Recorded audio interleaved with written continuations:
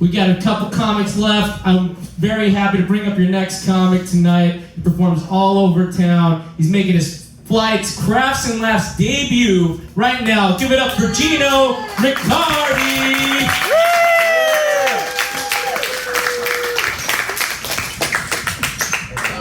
I was the guy at the back who yelled one stick. I prefer the one stick. Between my legs. No jokes, all right? About the one stick between my legs. My name is Gino, and I always look this high. This is just me. I can't help it. I had 3 shots of espresso before I came here. I'm jacked up right now. Can you tell? Can you tell? I'm a caffeine addict. Do I look like a caffeine addict? I'm a Zen Buddhist caffeine addict. This is just how I'm just a chill motherfucker with what I'm told is resting serial killer face. That's what I'm told. A woman I never met before and wasn't talking to at the time told me that my face looks like a mugshot. We weren't even engaged in conversation. I'm like, well, you're a 4. I wasn't going to say it out loud. It's polite society, you know what I mean? We keep it to ourselves. We don't. I don't know, I didn't mean to look like this. Can you imagine growing up like this and driving a shitty car? My dad bought me a car. We essentially bailed it out of car jail. We took it out of the impound. And it looked like a victim of domestic violence, you know? It just like it'd been through more than just time, you know? And you get pulled over for being poor, essentially, and they're like, you look high. I'm like, I always look like this. And they're like, yeah, that's what everyone says. I'm like, I don't think anybody says that. I don't think anybody says I always look high. I always look high. This is what I look like. I don't know what to tell you. I wish I could help you. I'm just a very relaxed person, okay? Anyway, it's good to be here. I noticed, hey, yeah, thank you. Yeah, it's that good to be here. But she brought it out of me, you know? I noticed, I like the Burger King over there. It just says Whopper, just in case you didn't know. So in case you haven't seen commercials since the 1980s, Whopper, that's what we got. They're not like we got any deals. They're just like, hey, burger, you know? Burger King, it's also in the name, just in case you weren't sure. Anyway, you might recognize me from my 3 seconds that I did on Law & Order SVU as Scared Immigrant number 2. That's right, it's kind of a big deal. You know? You get FaceTime on a show and, you know, they told me to look like a day laborer, and I don't know, do you know what that is? I didn't know. I didn't know what that was. I know what it is now. But I'm just like, everybody labors during the day, right? Like, what do you need, me in slacks and a button front? I fucking got it, you know? And they put me in a windbreaker and flannel. I'm like, oh, I get it, I'm a wetback. I can say that because I look like I could be Mexican. If you can't tell by the way I say everything, my parents raised me white. They're not, but they were white in the country where they come from, which is, well, I'll tell you in a second because it's kind of a reveal. But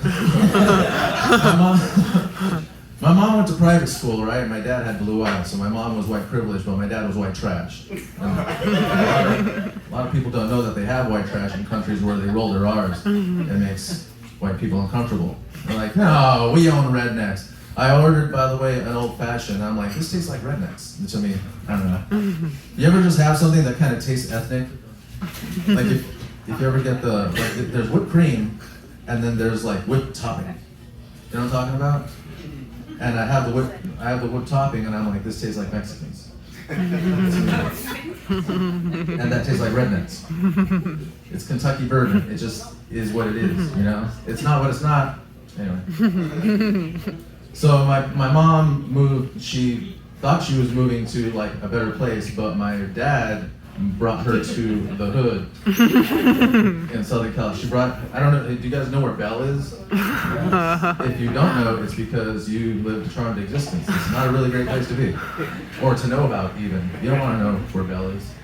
It's one syllable, in between, it's the butt crack between 2 cities that aren't really great, and it's the worst part of it.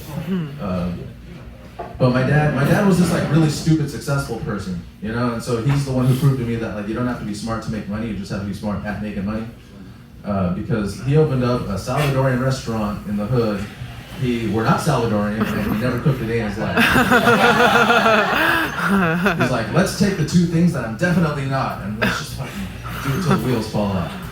And the wheels fall off. Dad didn't raise us to be bitch-ass kids. Can we stop pretending that bitch-ass kids don't come from bitch-ass parents? Can we acknowledge? I don't like the way people are like, these kids are raising themselves all fucked up. It's like, no, it's your bitch-ass. Stop being a bitch-ass. Okay? And your kids will stop being bitch-asses with you. That's how that works. Ass kickings were on the table in our house. I didn't know until we moved to the suburbs that you could call your mom a cunt. I didn't know that was that you could do. That was only my white suburban friends and, let's face it, fat Mexican friends too. Also somehow get away with giving their parents like an amazing amount of shit. These tamales are shit, Mom! You know, just like, god damn. But I don't know if anyone else, did anyone else have someone try, like a loved one, try to make them lick 9-volt batteries when they were a kid? Can I see, I want to see some hands. Anyone 9-volt batteries? Thank you very much. With me, it was like a little bit my fault, because the first time, because my mom used to say like, close your eyes and open your mouth, you know, and she'd like give me like a candy or something like that. And my brother would do that, and I'd, And the first time it's like, shame on you, but the second, third time I'm just wearing a sign on my back that says I like 9-volt batteries. And I tell my mom, and she's like, come on, this is like the third time. Can you just stop opening your mouth when your brother tells you? This is starting to get ridiculous. I'm feeling sorry for you, but for being stupid, not because you fall for shit. But these were the people who I loved the most in the world. And so I went out in the world knowing that even the people I like kind of want to fuck me over a little bit, if not just to see me. Like cat owners, you know, they say don't fuck with cats. But then they'll do this thing, they'll be like, hey, you want to watch my cat get busy? And spin them around on the pavilion and just watch them. Just watch them behave. Or give them cat crack, catnip. Let's just give the cat crack and see what happens. Let's get high and give the cat crack. And that was me, I was the cat in the family.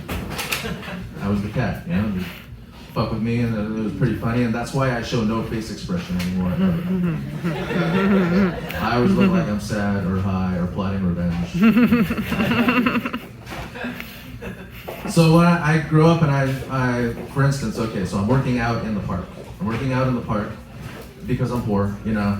And this kid comes up to me and he's like, that's a workout, which is annoying, but whatever. But I'm an adult man with his shirt off in the park. There's nothing creepier than what I am right now.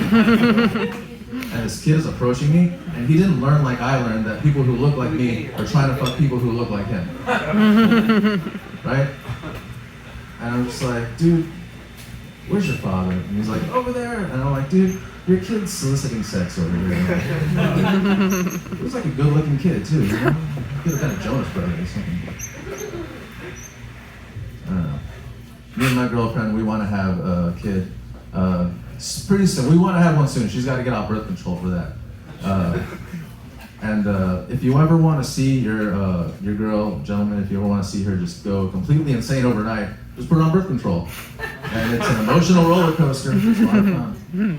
You can do drugs together, and it'll be fun on the way there, or she can just do birth control, and she'll go nuts tomorrow. And some women don't like when I talk about that, but it's hormones, man. It's what makes you go nuts in life.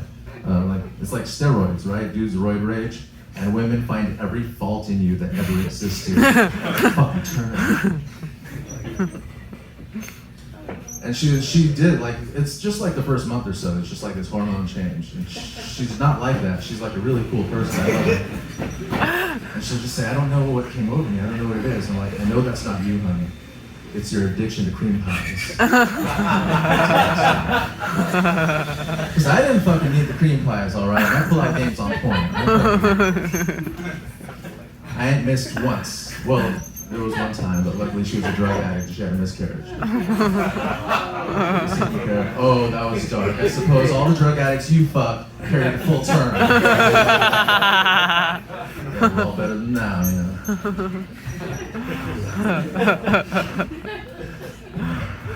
I don't know if it's just because I'm a comic or it's the people that I hang out with, but do you notice that people are just way more open with their cocaine habit these days? Everyone's way more open with their recreational cocaine habit. Everyone's like, you want a bump? You want a bump? I got a bump. You want a bump? It wasn't like real long ago you'd be at a party and the music would be loud and all the cars would still be there, but nobody would be there anymore. You know what I'm talking about? Where's everybody? They're in the bathroom. Everybody in the party is in the bathroom. Who are we hiding the cocaine from? Are we hiding it from the people who want cocaine?